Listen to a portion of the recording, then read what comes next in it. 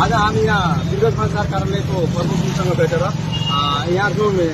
यो भन्सारमा चेकजाको नाममा शास्ति भइरहेछ र यो दिनु घन्टोसम्म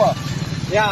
आम नागरिकहरूलाई जाममा बस्नु परिरहेछ। यस्तो जनगुनासो आएपछि हामी युवा संघका साथी र हामी माओवादीका पैसलका साथीहरू आएर यहाँ स्थलगत अनुगमन गरी कार्यालय प्रमुखसँग भेट गरी हामी यहाँको समस्याबारे हामी उहाँलाई राख्यौं र उहाँले हामीले यो सम्पूर्ण समस्याको एउटै कुरा भन्नुभयो कि हामी तपाईँले प्रतिबद्धता गर्न चाहन्छौँ कि हामी छिटोभन्दा छिटो हामीले छिटो भन्दा जनताले महसुस हुने गरी हामीले यहाँ सहज तरिकाले काम तपाईँले व्यवस्थित गरेर दिन्छौँ।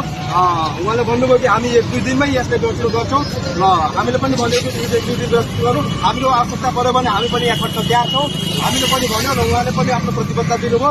यसो 1-2 दिन तपाईँले व्यवस्थित भएन भने हामी युवा संघ र वाइसिएल मिलेर हाम्रो टोली आएर यसलाई सबै व्यवस्थित गर्नुपर्छ भने हामी गर्छौँ। यति भन्दै म सबैलाई नमस्कार गर्दा धन्यवाद। यो अहिले भिडभाड छ हेर्नु त हाम्रो साथीहरूले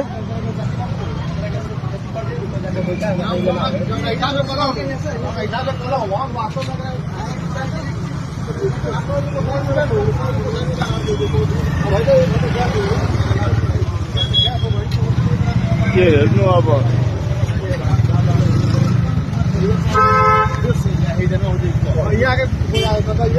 ल हेरौ हो साथी हो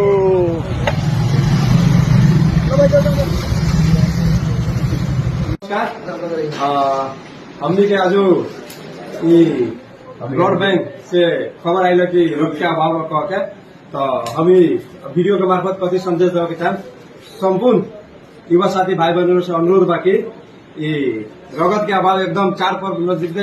बेले के कारण से रगत के अभाव बा ये आके यहाँ जल्दी से जल्दी संपर्क करके यहाँ ब्लड बैंक में आके अपने लोग ब्लड दी हमनी के देखिए हमनी के साथी लोग ब्लड दे रहा युवा संघ के साथी कुश्ती संघ माओवादी के साथी लोग सब मिलकर हमनी युवा साथी लोग आज हमनी के इमरजेंसी ब्लड कार्यक्रम रखले बनी एमे आके सहभागी होके अपने लोग में सहभागी होके यहाँ ब्लड दी ऐसे करते हुए धन्यवाद। रक्तदान जीवन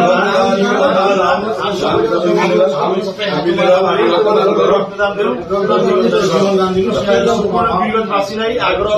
छ कि अहिले आकस्मिक रक्तको कारण भएकोले तपाईहरुले सम्पूर्णमा हाम्रो तर्फबाट आग्रह छ तपाईहरु आउनुहोस् र तुरन्त चाँडैभन्दा चाँडो आएर सबैजना